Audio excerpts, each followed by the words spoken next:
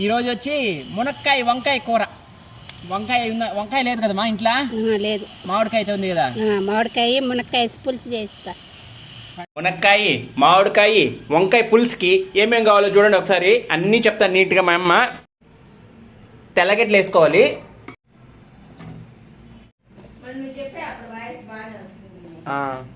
చింతపండు నీళ్ళు, కారము, తర్వాత ధనియాల పొడి 1 స్పూన్, 2 స్పూన్లు రాళ్ళుప్పు,